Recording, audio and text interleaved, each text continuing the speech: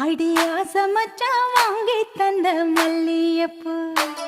அது தானாகத்தான் தந்தாதம்ம புல்லரிப்பு